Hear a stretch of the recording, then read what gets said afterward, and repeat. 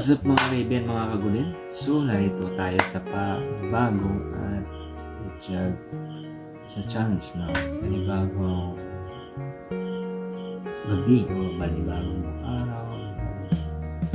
Kumusta kayo? At sana ay nasa mabuti yung kalagayan at malakas at masud. Siyempre pinagpala ni Lord. So, nandito tayo para magpatuloy para sa ating patuloy para sa nais natin isang topic pangarap. Okay? Lahat tayo may pangarap sa buhay.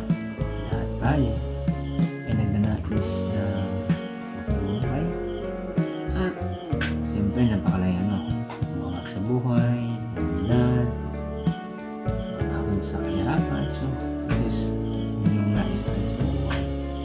So, lalo na rin, huwag natin kalimutan laging magdasal at magpasalamat sa maliit at sa malaking blessing na tatanggap sa ating binigay ni Lord sa buhay natin. Ito sa mga ito nakakaisa lamang, pero enjoy natin lahat ng natatanggap natin sa buhay dahil kung magbigay ni Lord yan ni Lord at siya ang source ng ating lahat. Source natin natin. So, ito, pangarap. So, nandyan tayo sa pangarap. Iisipin mo ang pangarap. Hihirap naman or hindi man madali ang lahat. Ano man ang iyong nais na kayong lala.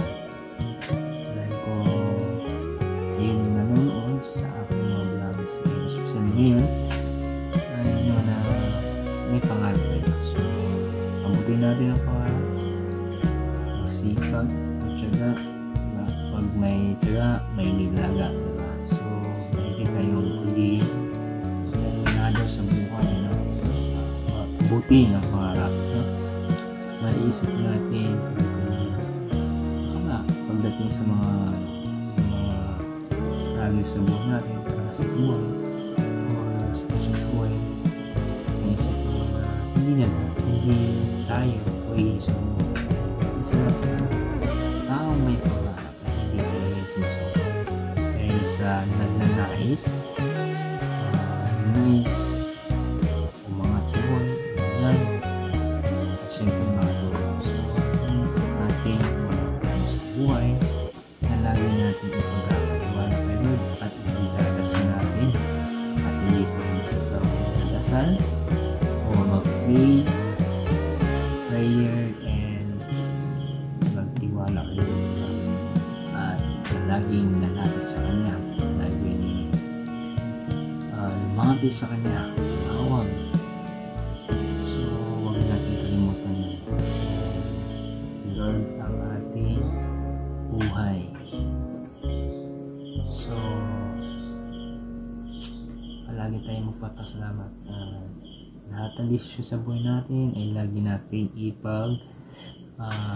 humingi ng gabay at guidance sa Kanya para magabayan tayo at ingatan, diba? Lalo na pagkasinan tayo nag-iingatan ng sobra kaya ng pagmamahal ni God sa ating lahat dahil tayo ay napakalaga na tayo ay nilikha niya at lahat tayo may mga mission sa buhay sa mundong ito. At lalo na rin purihin ng Diyos sa buhay natin sa araw-araw, sa lahat ng oras at panahon. Lagi pa rin tayong magpasalamat, magdasal at huwag sumuko sa laban, lalo na pagdating sa pangarap sa buhay. Kung yung makakapanood nito, huwag mong isipin ang hirap o naranasan mo ngayon, nahihirapan ka man or nawawalan ng gana or nahihina. Lagi pa rin lumapit at magdasal kay Lord para abutin ang mga pangarap mo. Huwag sumuko ng basta-basta lang.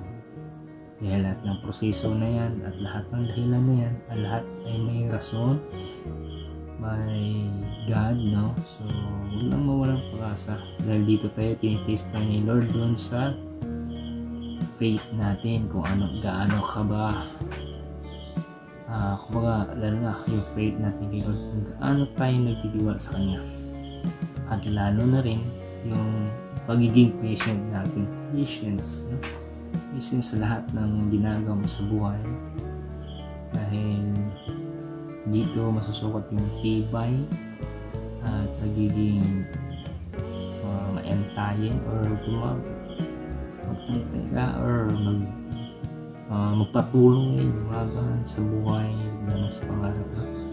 At huwag mo ng pag-asa, patuloy pa rin habang may buhay may pag-asa. So huwag na mawala ng pag-asa and patuloy na humingi na guidance na Lord. So maraming salamat sa lahat ng nito na may mapanood nito.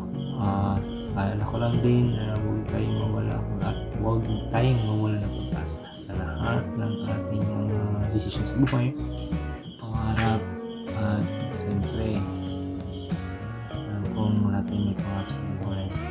Alam kong may mga times tayo nanghihina sa buhay na hihirapan, malagi tayong lalapat humingi ng kanyang siyempre yung presence ni Lord na yung presence ni Lord, yung gabay niya at yung strength na binibigay ni Lord sa atin sa araw. Lahat tayo may pangarap, lahat tayo may purpose dito sa mundo at may platform. Then tayo itinalaga sa isang bagay dahil nga sa plano ni Lord. So huwag lang mo walang pag-asa. Ayan, laban lang, no? Right. So lalo na yung mga nanonood nito na sana ay alam kong ano yung pakiramdam na nangarap at na hindi sumusuko, no? May mga times na nangihina tayo or parang ayaw ka na pero hindi. So may isipin mo na lang ang mga pinahihirapan mo mula na nagsimula ka, kung ano yung mga naranasan mo, kung ba nalagpasan mo yung mga naunang naranasan mo. Ngayon ka pa ba susuko? Ngayon ka ba walang pag-asa? Nandito ka na? So yun yung punto dyan na huwag mo walang pag-asa. Darating din yung time to shine your life, no? Your dream, no? Makakamit. At magtiwala at magpasalamat kay Lord, and siyempre huwag ka sumuko. Kahit nung mangyari, laging isipin merong nagtitiwala sa iyo. Hindi ka nag-iisa, sinasamahan ka ni Lord para natin. So ito lang. Salamat sa lahat na nagtiwala sa akin. Salamat sa mga nag-subscribe at nanonood, no? Just sobrang taos-pusong pasasalamat sa inyo lahat. So yun, nais ko lang yan, no? Tuloy niyo pa rin akong panoorin at suportahan sa aking channel at sa aking mag-vlog, no?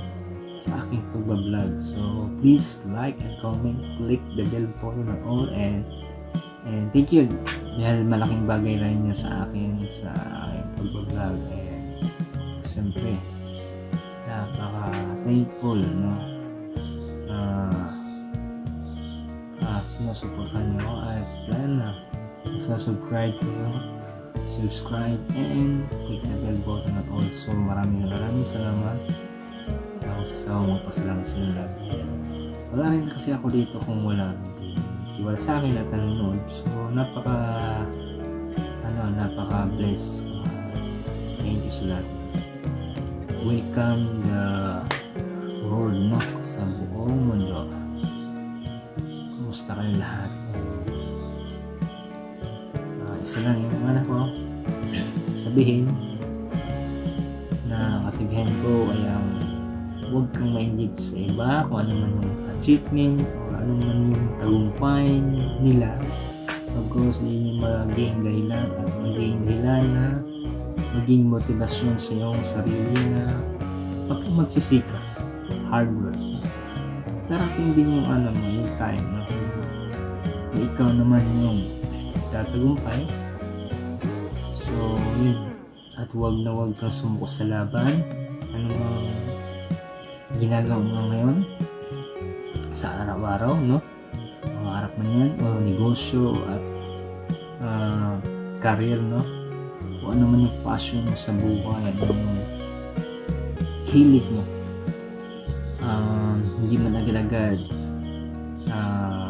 hindi pa man agad-agad or wala pang resulta, so huwag kang sumuko. At kahit anong sabihin ng iba o kahit malapit sa buhay mo o pamilya o kaibigan o kahit sino, huwag kayong sumuko.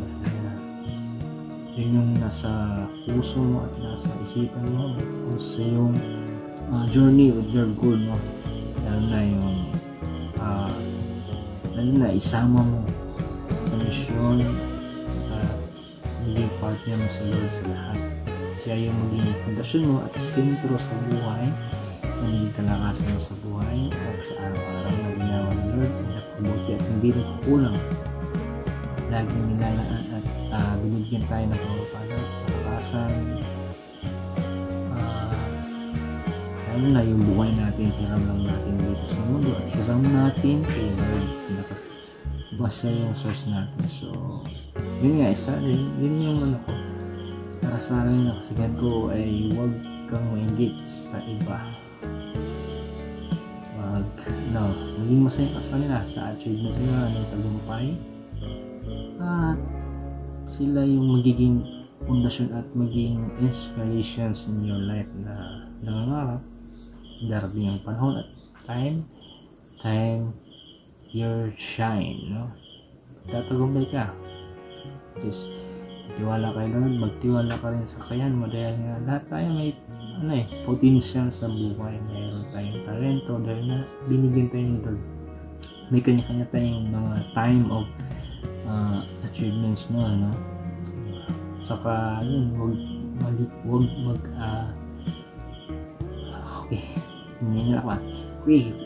kayong mawala ng pag-asa. Huwag mawala ng pag-asa at lagi patuloy. Siyempre, mangarap, kasi ang mangarap libre lang. Hindi kasi magubunga kapag hanggang pangarap lang, hanggang salita, kung wala namang actions or no, yung salita at gawa, no? Kailangan mag-effort ka, no? Magbigay ng time, effort, sacrifice, love, desire, and siyempre lagi magdasal kay Lord, magpasalamat at hingin mo ng guidance kay Lord sa lahat ng decision mo at gabay ni Lord sa iyong mga kondisyon sa buhay at sa iyong mga taong malapit sa buhay mo, yung pamilya mo at yung mga nagtitiwala sa iyo. So huwag lang mainip, huwag kang mawalang pag-asa. Hindi mo kailangang i-stress ang sarili mo, i-stress. Siyempre, ingatan natin yung sarili natin. Dahil nga, diba, totoo naman is ang ating katawan ay maging punan natin sa lahat. At ako, medyo hindi masyado sa malakas sa sarili ko. Try ko ang best ko para alagaan yung sarili ko. Dahil nga, ikaw yung makinabang doon sa mga ginagawa mo at gusto yung pamilya mo at ang lahat, at yung makatulong ka rin sa mga deserve na tutulungan. So yun lang, laban lang, huwag ka na mawalang pag-asa, hindi ko nga pag-asa akin din bayan ng umiyak, manghina or walang pag-asa. But laging isipin, laging narin sa Lord at laging tumutulong sa iyo, at dahil kang magdasal at pero hindi mo wala na pag-asa. Huwag kang sumuko sa iyo. Diba sa hindap pa ka man, babangon ka.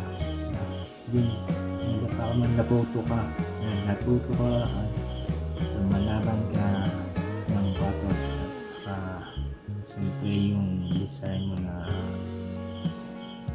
sobrang gutom na gutom ka, no, sa tagumpay, no, uhaw na uhaw, sa tubig uhaw na, kapag di ka nakainom hindi ka nakakauhaw din. So yun yung term para sa akin, yung term na nakakauhaw, yung gigil ka, pokpin mo or gawan mo, kumilos ka, papatuloy lang, darating din ang iyong shining time, no, yung plano ni Lord. Siyempre huwag mong kalimutan na isama si Lord sa lahat ng iyong desisyon sa buhay, mga pangarap. Yun ang nais ko, na ikaw na may pangarap, tayo, lahat tayo, huwag na mo tayong mawalan ng pag-asa. Laban lang. Hindi porkit hindi pa nakikita, wala pang resulta, or hindi pa nagbubunga, susuko ka na. Paano na yung nasimulan mo ng bagay na yan? Anong ginagawa mo? Susuko ka na lang ba ng gano'n na basta-basta? Isipin mo ang lahat ng yung naranasan, mga pagsubok, at yung iba na nalagpasan mo dahil nga sa biyaya. Siyempre, dahil din sa iyo, but pinaka-the best or pinaka-source talaga natin si Lord kung bakit natin nagagawa ang mga imposible. Mga guys, lahat ng ginagawa walang imposible pag kay Lord. Sila, walang imposible sa Kanya, lahat magagawa. So yun ang aking may nakagaya ko at lahat lahat tayong mga hilig at mga gusto sa buhay, career man, at kahit anong man yan, magkakatiwala mo kay Lord, dasal at lumabi sa Kanya at mag-asa at siyempre yun na, tulungan sa sarili, magtulong-tulong ang lahat, magtagumpay, sabay-sabay tayong mangarap at magtagumpay, makamit ang mga pangarap at nais sa buhay. And shoutout sa lahat ng mga silent viewers and subscribers, and siyempre sa buong mundo, no? Maraming salamat, pusong pasasalamat sa inyo, at huwag kalimutan, no? Please like and subscribe, comment, and click the bell button on all. And yun, malaking bagay sa akin na yung mga bagay na yan, panonood at pag-like or comment, pag-subscribe sa aking channel. So, maraming salamat. Napakalaking bagay sa akin. So, thank you guys at mga kagulat sa lahat ng tao sa buong mundo, no? Maraming salamat, and God bless you. Tatapusin na lang. Ito na lang ang aking dito ko tinatapos ang aking vlog. So maraming salamat, and kapag napanood nito, hope you like and comment and give a suggestion from bibigay nyo ano man yung suggestion mo para makagawa tayo ng malapit na content, and siyempre matutunan din. So maraming salamat sa lahat, and sabay-sabay tayong mangarap, sabay-sabay tayong magtagumpay, at huwag maingit, magpatuloy at focus lang sa goal at focus lang sa pangarap. Focus, siyempre nauna, focus pa rin tayo kay Lord, humingin tayo, humingala tayo kay Lord, and magdasal, magpasalamat, di magsasawang magpasalamat at magdasal at lumapit sa Kanya. So maraming salamat, and God bless you. Bye bye. Peace out.